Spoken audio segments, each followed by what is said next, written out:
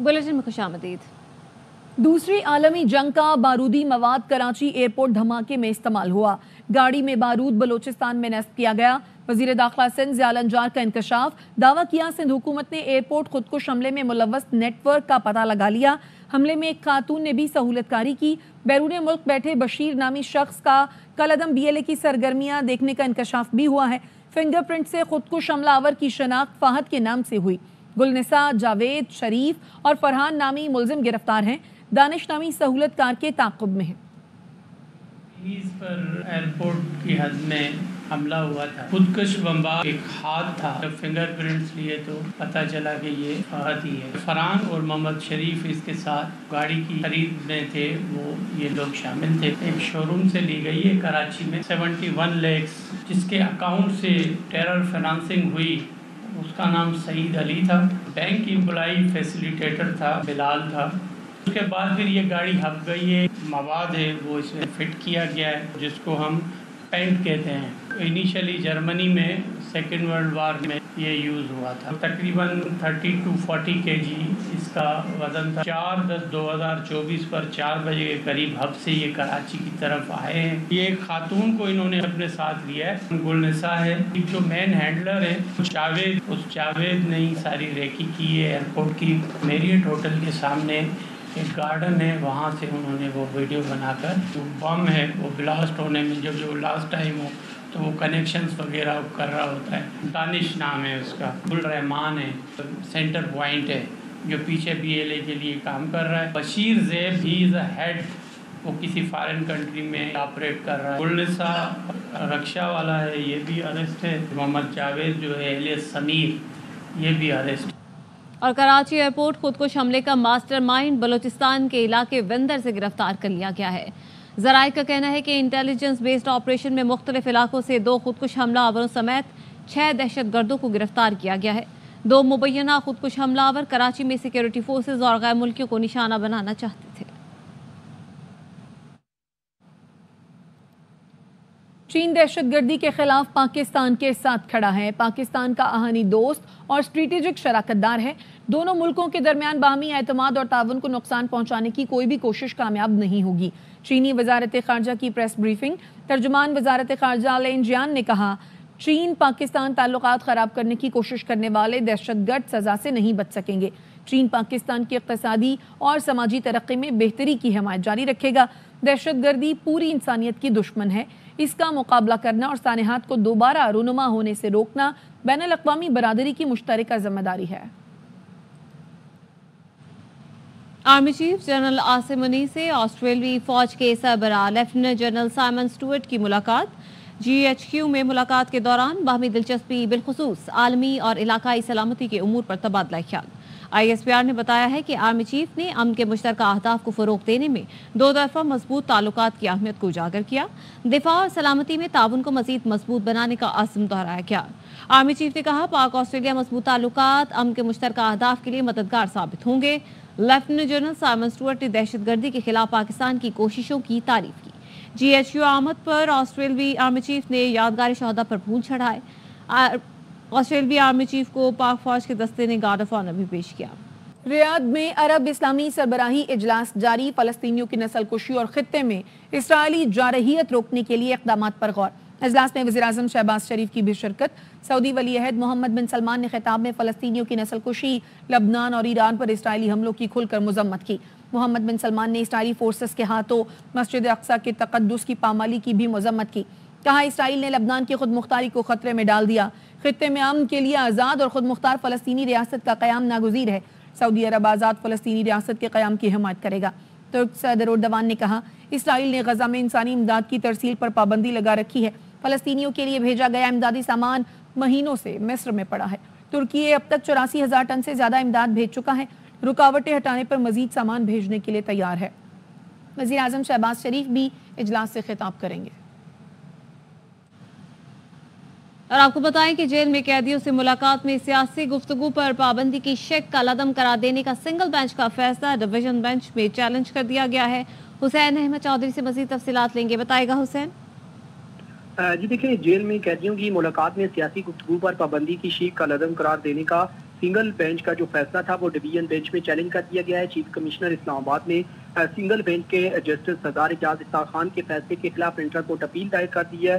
Inter court appeal کل سماعت کے لیے مقرر کر دی گئی ہے۔ رجسٹرار آفس نے کاز لسٹ جاری کر دی ہے۔ چیف جسٹس احمد فاروق اور جسٹس محمد رفعت امتیاز کل انٹر کورٹ اپیل کی سماعت کریں گے۔ اسلام آباد ہائی کورٹ کے جسٹس سردار اعجاز اسحاق خان نے قیدیوں کی سیاسی گفتگو پر پابندی کو آئین کی شکوں سے متصادم قرار دیا تھا اور یہ درخواست کا جو فیصلہ تھا یہ شیر افضل مروت کی درخواست تھی۔ چیف کمشنر نے سنگل بینچ کا فیصلہ کالعدم قرار دینے کی استدعا کی ہے اور یہ بھی کہا ہے کہ چیف کمشنر کی استدعا میں یہ بھی کہا گیا کہ انٹر کورٹ اپیل کے حتمی فیصلے تک سنگل بینچ کے فیصلے کے خلاف حکم امتناعی بھی جاری کیا جائے۔ جی بہت شکریہ حسین تفصیلات کے لیے۔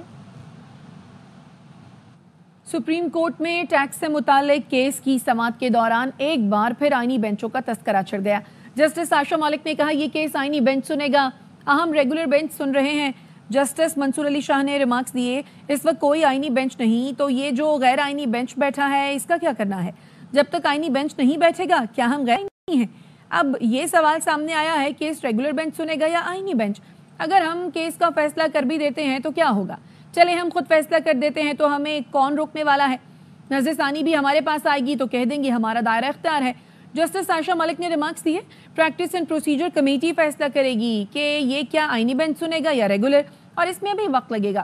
جسٹس منصور علی شاہ نے مسکراتے ہوئے کہا آپ کی گزارش پر کوئی نقطہ نظر نہیں دے سکتے، سماعت غیر معینہ مدت کے لیے ملتوی کر دی گئی۔ آگے بڑھتے ہیں، کچھ بات کر لیتے ہیں اسموک کی۔ تو لاہور آلودہ ترین شہروں میں آج بھی سر فہرست ہے۔ ایئر کوالٹی انڈیکس 500 تک پہنچ گیا۔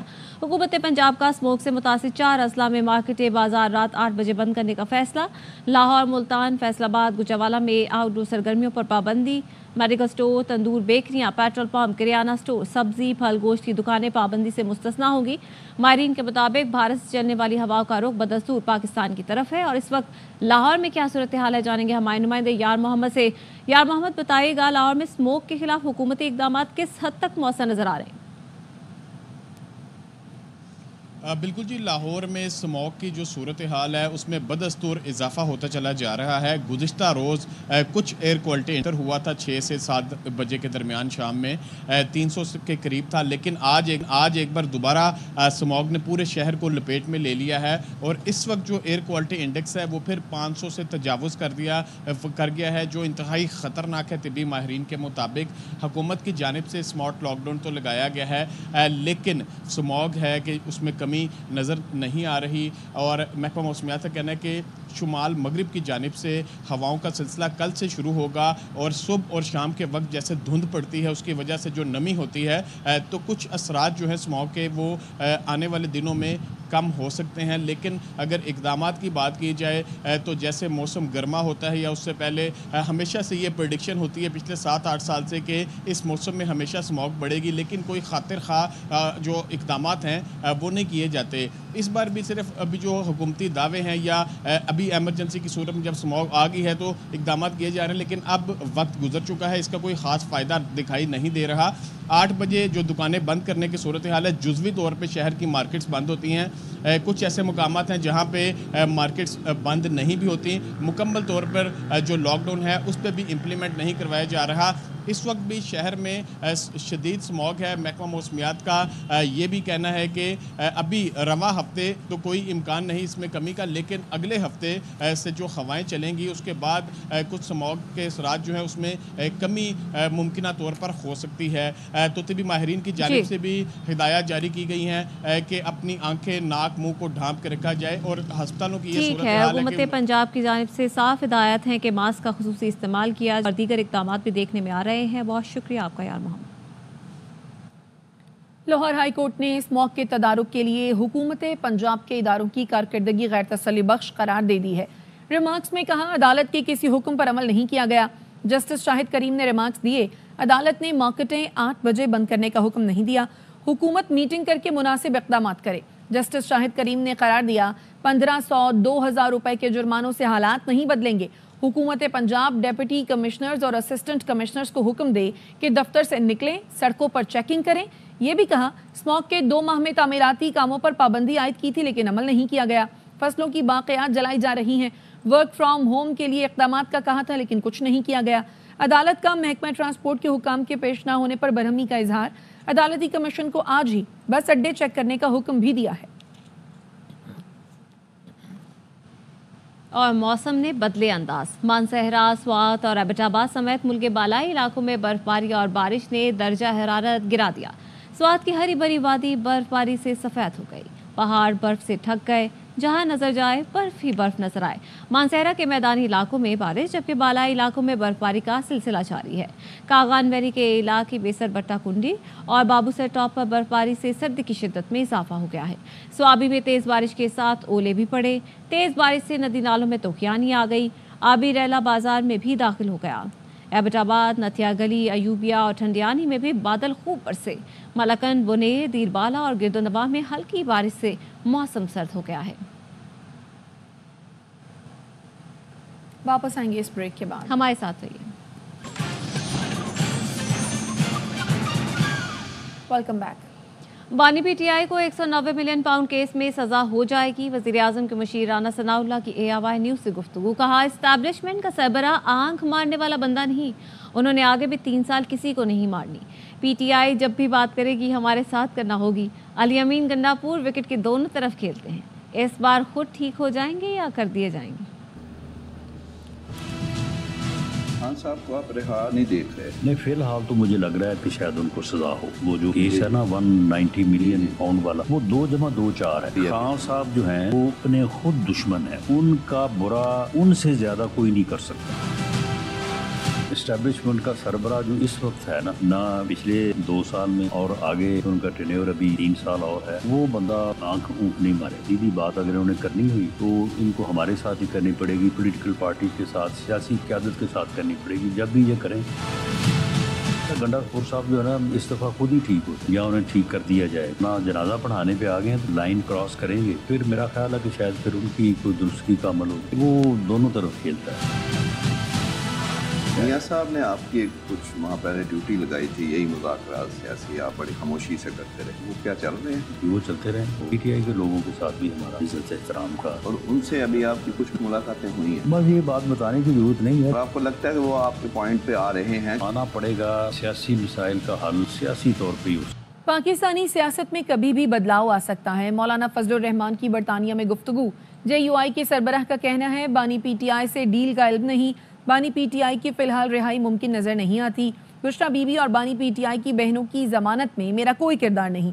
26ویں ترمیم سے متعلق مذاکرات کے بعد اپوزیشن کو ریلیف ضرور ملا ہے۔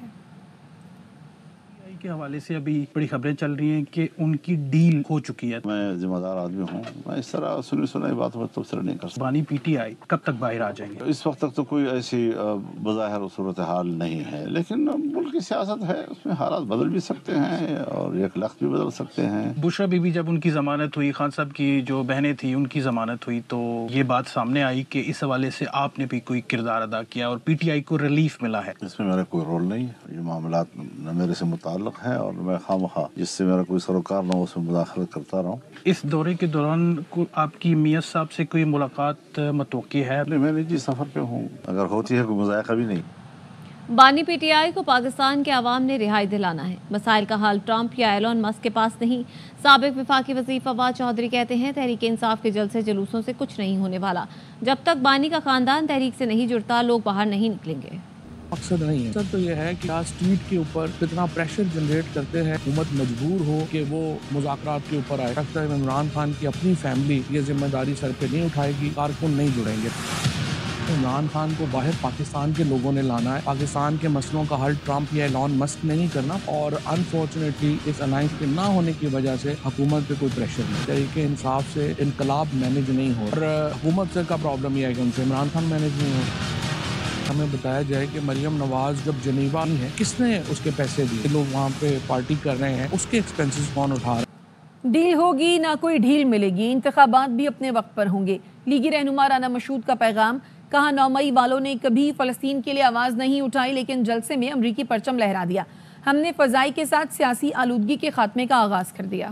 इलेक्शन तो अपने वक्त पे होगा। अगर किसी के ज़हन में है कि इलेक्शन पहले हो सकते हैं, कोई डील हो सकती है, कोई ढील हो सकती है, तो ना तो कोई डील है ना कोई ढील है। क्या इन्होंने अपने किसी जलसे के अंदर फलस्तीन का झंडा लहराया? हाँ, सवाबी में अमेरिका का झंडा लहराया। पाकिस्तानी कौम ना कल गुलाम थी ना आज गुलाम है। फजाई आलूदगी को खत्म कर रहे हैं, वहाँ पर सियासी आलूदगी के खात्मे का आगाज हो चुका है। स्वाबी जलसे में अमरीकी झंडा लहराने पर वजीर आला केपी का इजहार बरहमी, तहकीकात का हुक्म दे दिया।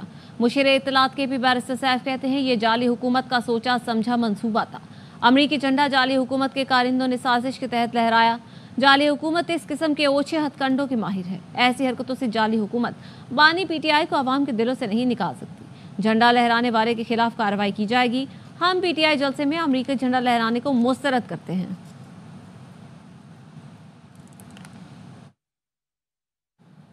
कौमी असम्बली की कायमा कमेटी दाखिला के इजलास में IG इस्लामाबाद पुलिस की अरकान से तलखी सवालात पूछे तो तसल्ली बख्श जवाब न दे सके। MN अब्दुल कादिर पटेल ने बताया है IG इस्लामाबाद काफ़ी चीज़ों से बेखबर थे। जब अरकान ने सवाल किए तो उनके पास जवाब ही नहीं थे। ब्यूरोक्रेसी को इल्म होना चाहिए। अरकान असम्बली तैयारी करके मीटिंग में आते हैं, सिर्फ बातों से बहलने वाले नहीं। सिचुएशन इस्लामाबाद की पर IG इस्लामाबाद ने ब्रीफिंग दी, फिर उस पर कुछ सवालात भी उठे। उन सवालात के बाद तलखी भी हुई IG साहब की तरफ से। जो एक बात आई वो नहीं आनी चाहिए थी। एक जवाब और भी मुझे बड़ा अजीब सा लगा कि उन्होंने कहा कि जी कन्वेक्शन रेट तो कोर्ट्स को पता होगा, जबकि ये तो उनके इन्वेस्टिगेशन ऑफिसर्स को पता होना चाहिए। कितने लोगों को सजा हुई और कितने बरी हो गए। सारी ब्यूरोक्रेसी को एक पैगाम होना चाहिए कि मेंबरान पार्लियामेंट ग्रास रूट से आते हैं, पब्लिक से आते हैं, उन्हें अंदाजा होता है कि लोगों में क्या सोचा जा रहा है, लोग क्या सोच रहे हैं और क्या ग्रीवेंसेस हैं। तो तैयारी की जरूरत होती है। ये जनरली बात करने से कोई मसला हल नहीं होगा। खबर है कराची से, जहां तैमूरिया थाने की हदूद से रेस लगाने और ड्रिफ्टिंग करने वाले 3 मुल्जिमान को गिरफ्तार कर लिया गया है। तफसीलात क्या हैं जानेंगे हमारे नुमाइंदे आसिफ खान से। बताएगा आसिफ। जी बिल्कुल, ये तीनों मुल्जिमान गुज़िश्ता रात शेरशाह सूरी रोड पर इंतहाई गफलत और लापरवाही से कार चला रहे थे, ये कहना है पुलिस का। और जो मुल्जिमान जो कार इस्तेमाल कर रहे थे उसके साइलेंसर में एग्जॉस्ट और मफलर नस्ब था, जिससे इंतहाई शोर हो रहा था। ये जो मुल्जिमान थे ये मेन शाहरा पर बिला खौफ व खतर जो है वो ड्रिफ्टिंग भी कर रहे थे। इन मुल्जिमान की जो कार है उसमें टिंटेड ग्लास थे और फैंसी नंबर प्लेट भी था। इन मुल्जिमान की जो शनाख्त है वो फहाद, मूसा और हुनैन के नाम से हुई है, जबकि इन मुल्जिमान के खिलाफ मुकदमा दर्ज कर लिया गया है। बहुत शुक्रिया आसिफ खान। कराची के इलाके औरंगी हजारा चौक पर फैक्ट्री मुलाजिम फायरिंग से जाँ बहक। पुलिस के मुताबिक इब्तदाई मालूमात के मुताबिक 44 साला फयाज का कत्ल डकैती मज़ाहमत का शाखसाना है। दीगर पहलुओं पर भी तहकीकात करेंगे। अफजल खान की रिपोर्ट। कराची में एक और शहरी लुटेरों के हाथों मारा गया। घर से फैक्ट्री मुलाजमत के लिए जाने वाले फयाज को औरंगी टाउन हजारा चौक पर डकैती मुजाहिमत पर डाकुओं ने निशाना बनाया। फजर की नमाज पढ़कर आ रहे थे और इस दौरान में डकैतों ने उनको रोका। उसकी मुजाहिमत में उन्होंने 2 फायर उनको मार के जो है शहीद कर दिया। अहले खाना के मुताबिक मोटरसाइकिल सवार 2 मुल्जिमान ने फायरिंग से पहले फयाज से लूट मार की। मुजाहिमत की तो सामान तो न छीना, कीमती जान ले ली। फयाज मेरे चाचू थे और वो शादीशुदा, उनके 3 बच्चे हैं छोटे। गए थे सुबह फजर की नमाज पढ़ने और वहाँ से आते हुए बस उनको किसी ने मेन स्टॉप पे शूट किया है। रवां साल कराची के मुख्तलिफ इलाकों में डकैती मुजाहिमत पर जांबहक अफराद की तादाद 105 हो चुकी है। पुलिस का कहना है कि 44 साला फयाज के कत्ल के जाए वक़्वा से अहम शवाहिद इकट्ठे किए हैं, जिसकी मदद से कातिलों को जल्द गिरफ्तार किया जाएगा। कैमरामैन जिशान मरगूब के साथ अफजल खान, ARY न्यूज़ कराची। अमरीकी सफ़ीर डोनाल्ड ब्लूम का ज़राई यूनिवर्सिटी फैसलाबाद का दौरा 5 साला क्लाइमेट स्मार्ट एग्रीकल्चर प्रोग्राम का इफ्तिताह किया। डोनाल्ड ब्लूम का कहना था $2400 मिलियन के ज़राई मनसूबे के बायस पाकिस्तानी काश्तकार मौसमियाती तब्दीलियों से निमट सकेंगे। अमरीकी सफ़ीर ने ज़राई बीजों और मशीनरी के स्टॉल्स का भी मुआयना किया। मीडिया से गुफ्तगू में डोनाल्ड ब्लूम का कहना था कि ज़राई प्रोग्राम का मकसद पाकिस्तानी काश्तकारों को जदीद काश्तकार से रूशनास कराना है। अमेरिका और पाकिस्तान का ताउन पैदावार में इजाफे और काश्तकारों के रोजगार में बेहतरी पर मरकूज होगा। Consul general Lahore Christine Hawkins और USAID के मिशन डायरेक्टर केट सोम और vice chancellor doctor server Khan भी मौजूद थे। वापस आएंगे इस ब्रेक के बाद, हमारे साथ रहिए। ब्रेक के बाद खुशामदीद। गवर्नर सिंध कामरान टेसोरी कहते हैं रूस पाकिस्तान से दोस्ती को मजीद मजबूत करना चाहता है। پاکستان معاشی مسائل سے گزر رہا ہے، ایسے میں روس پاکستان کے ساتھ تعاون اور شراکت داری کرنا چاہتا ہے۔ روسی سفیر نے اپنے سرمایہ کاروں کی پاکستان آمد کی یقین دہانی کرائی ہے۔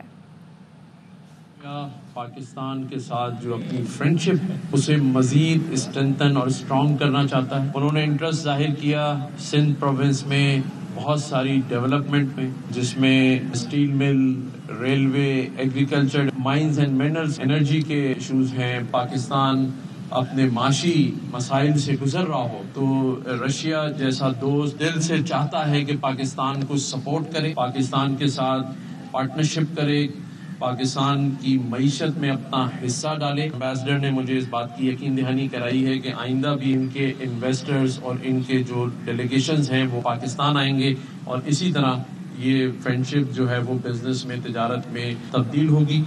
آئندہ سال کے لیے حج پالیسی کا اعلان کر دیا گیا۔ 18 نومبر سے 3 دسمبر تک حج درخواستیں وصول ہوں گی۔ پہلی بار حج پر جانے والوں کو ترجیح دی جائے گی۔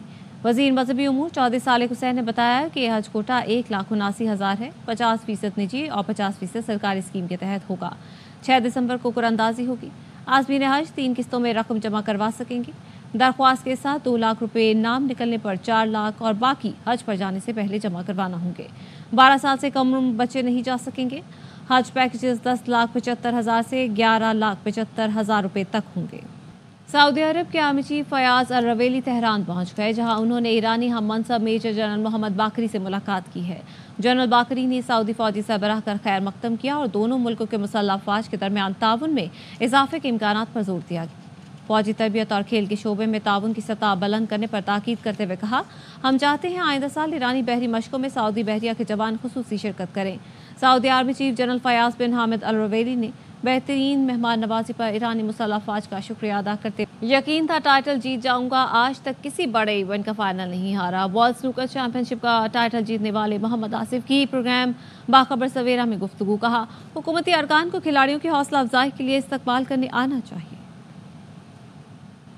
یہ ٹائٹل جیتوں گا پاکستان کے لیے۔ آج تک جتنے بھی بڑے ایونٹ میں فائنل کھیلا ہوں تو الحمدللہ میں نے ون کیا، ٹائٹل جیتا پاکستان کے لیے تیسری بار، اور دنیا میں 2 واحد کھلاڑی ہیں جو یہ ٹائٹل جو ہے وہ 3 بار اپنے نام کر چکے ہیں۔ ایک انڈیا کے پنکج اڈوانی ہے، دوسرا میں۔ سرکاری طور پہ تو کچھ نہیں ہوا۔ پلیئر کا کام یہ ہے کہ وہ اپنے اینڈ پہ سارا کام پورا کرے۔ یہ چیز نہیں ہونی چاہیے جب پلیئر پرفارم کر کے آتا ہے، ٹرافی لے کے آتا ہے، تو جو حکومتی عہدیداران ہیں ان کو آنا چاہیے، ان کو ریسیونگ کرنی چاہیے تاکہ پلیئر کا حوصلہ بڑھ سکے۔ اور نیوز بلیٹن سے فی الحال اتنا ہی۔ دیکھتے رہیے ARY نیوز۔